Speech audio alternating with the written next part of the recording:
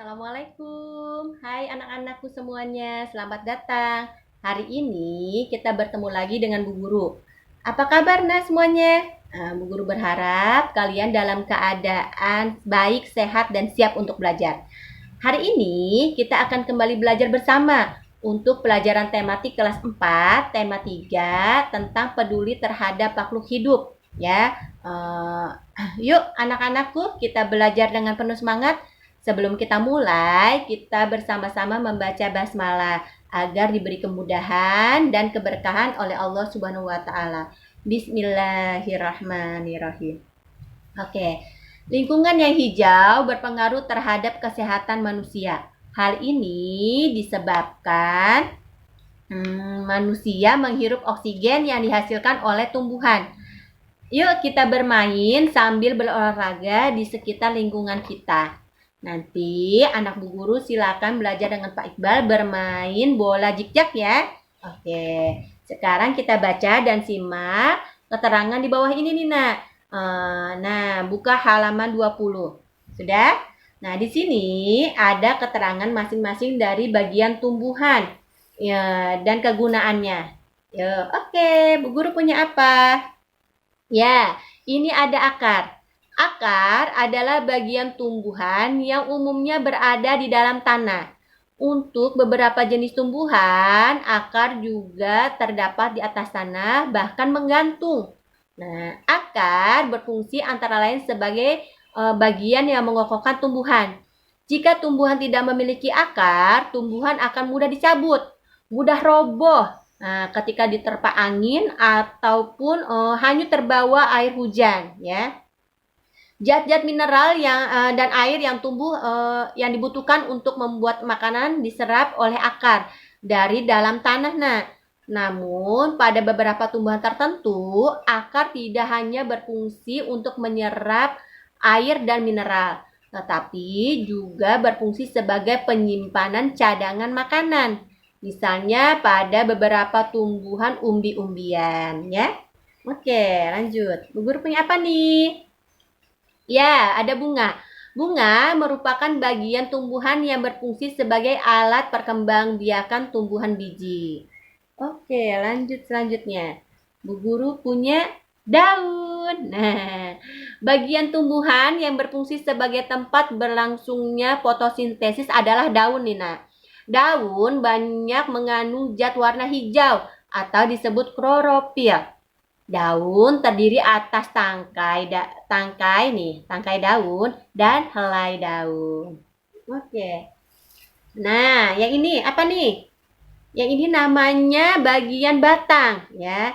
Bagian tumbuhan yang berada di atas tanah adalah batang, ya, yang berfungsi sebagai tempat munculnya daun, bunga, buah dan daun, bunga dan buah, ya. Batang juga sebagai berfungsi mengedarkan mineral dan air yang diserap oleh akar serta zat makanan hasil fotosintesis ke seluruh bagian tubuh tumbuhan. Oke, lanjut. Bu Guru punya? Iya, siapa yang suka makan buah? Nah, buah merupakan bagian tumbuhan yang berfungsi melindungi biji serta cadangan makanan buat biji berkecambah. Nah, contoh buah mangga dan buah apel adalah buah yang terdiri atas buah dan biji. Bagian yang kita makan adalah apanya, Nak? Nih, daging buahnya ya. Kebetulan Bu Guru punya buah pir ya. Kalau buah pir bijinya kecil di dalam ya. Kalau buah mangga bijinya besar ya. Terus lanjut. Nah, Bu Guru punya buah pepaya. Buah pepaya ini ada bijinya ya. Sebenarnya kalau kalian mau lihat lebih jelas lagi ada di buah alpukat ya. Buah alpukat bijinya besar. Nah, biji merupakan hasil dari pembuahan yang terjadi akibat penyerbukan antara serbuk sari dan sel telur pada putik. Nah, jika biji ditanam akan tumbuh menjadi tumbuhan baru. Nah, biji memiliki keping. Biji ada yang berkeping 1 dan ada juga yang berkeping 2. Biji berkeping 1 disebut monokotil. dan biji berkeping 2 disebut dikotil. Oke, tahukah kamu bahwa beberapa bagian tumbuhan tersebut berfungsi untuk membuat tumbuhan tersebut tetap lestari dan terjaga keseimbangannya? Ya, misalnya biji. Nah, biji adalah cikal bakal dari bagian tumbuhan untuk terus bertahan sehingga terciptanya keseimbangan dan kelestarian. Oke. Ya. Tuh, tahukah kamu bahwa beberapa bagian tumbuhan tersebut berfungsi untuk membuat tumbuhan tersebut tetap lestari dan seimbang di alam? Oke, di sini kita cermati ya, ada teks. Nah, kita baca sama-sama. Setiap tumbuhan memiliki bagian-bagian yang bermanfaat bagi makhluk hidup dan lainnya. Di antara tumbuhan tersebut, ada yang berfungsi yang memiliki bunga. Nah, bunga-bunga di sekitar rumah Lani terlihat sangat subur dan beraneka warna. Lani sangat rajin merawat bunga-bunga tersebut. Ia menyiramnya setiap hari dan memeliharanya serta memberikan pupuknya secara teratur. Bunga membuat lingkungan rumah Lani menjadi indah dan sejuk dipandang mata. Beberapa jenis bunga menghasilkan wangi sehingga membuat harum udara di lingkungan sekitar rumah Lani. Oke, di sini ada pertanyaan. Kita jawab sama-sama ya. Apa kewajibanmu terhadap tumbuhan yang ada di sekitar?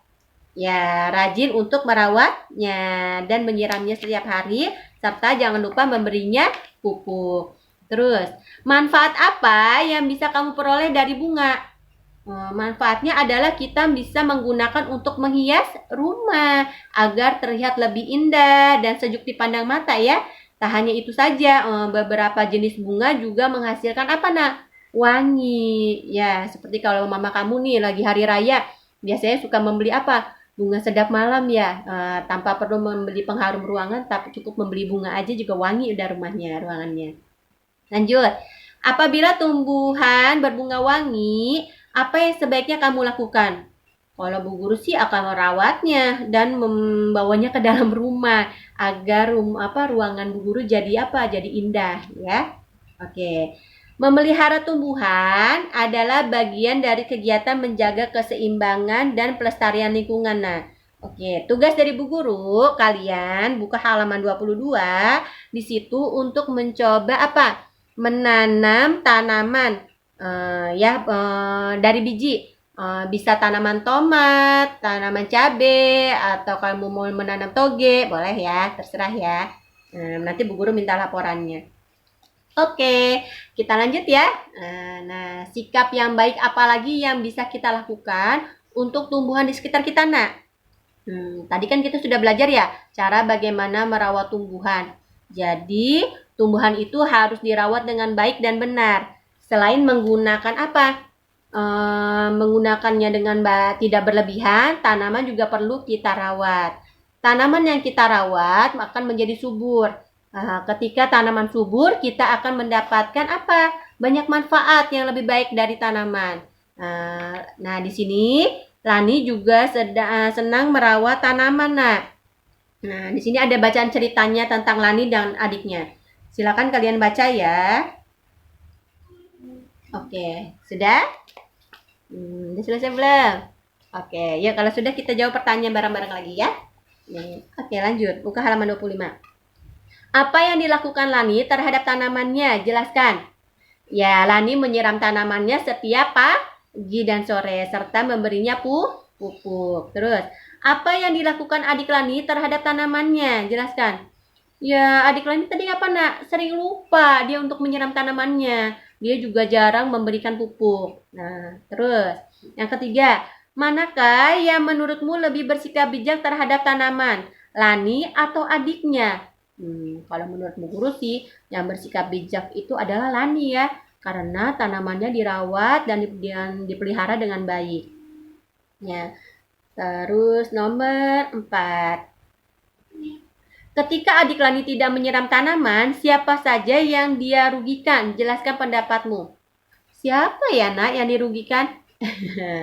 Yang pertama sih ya, yang dirugikan adalah tanaman itu sendiri ya nak. Karena bisa mengakibatkan tanaman itu jadinya kering, Terus berakibat juga pada diri kita sendiri, karena tanaman yang tidak disiram akan mati, sehingga halaman rumah menjadi kurang indah. Terus lanjut. Yang kelima, ketika adik Lani lupa menyiram tanaman, apakah dia sudah melaksanakan kewajibannya? Belum ya, karena kewajiban kita terhadap tanaman adalah merawatnya dengan baik. Oke, lanjut ya. Ketika Lani menyiram tanamannya, apakah dia sudah melaksanakan kewajibannya? Jelaskan pendapatmu. Ya, tentu saja sudah ya nak, karena dirawat dengan baik agar tumbuhan itu tetap subur. Oke, mengapa memperoleh hak untuk mendapatkan tanaman subur itu penting? Kenapa? Ayo, karena apa nak?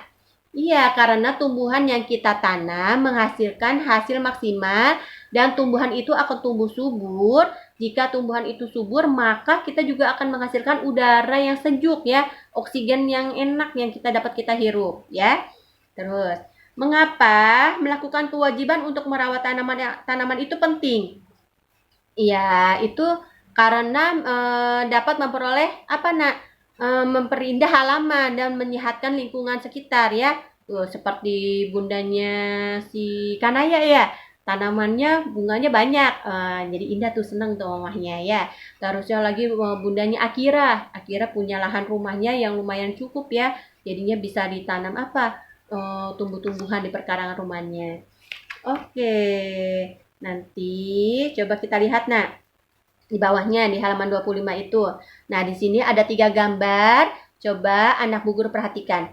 Gambar A, B, dan C. Ya, diamati ya. Kira-kira apa yang sedang mereka lakukan? Nah, di gambar ini Bu Guru mempunyai tabel. Jadi, tolong kalian isi tabelnya ya. Dari halaman 25 sampai halaman 26. Oke, demikianlah pembahasan kali ini. Jadi tugas hari ini harus kamu kerjakan apa? Ya, 1 halaman 22 menanam tumbuhan. Boleh apa saja. Yang kedua adalah mengisi tabel gambar A, B, dan C di halaman 25. Lanjut lagi di halaman 26, kalian membuat jadwal merawat tanaman dalam 1 minggu. Nah, kalau yang tugas yang terakhir ini nanti kamu kumpulkannya minggu depan, tanggal 7 Oktober. Oke, ketemu lagi di hari Rabu. Nah, alhamdulillah selesai sudah pembelajaran hari ini. Semoga bermanfaat ya, Nak. Sampai jumpa lagi di pembelajaran berikutnya. Dan terus semangat, tetap jaga kesehatannya serta kebersihannya di rumah. Kita tutup dengan pembacaan hamdalah dan istighfar 3 kali. Alhamdulillahirabbil alamin. Astagfirullahalazim, astagfirullahalazim, astagfirullahalazim. Subhanaka Allahumma wa bihamdika asyhadu an la ilaha illa anta astaghfiruka wa atubu ilaik. Sampai jumpa. Wassalamualaikum warahmatullahi wabarakatuh.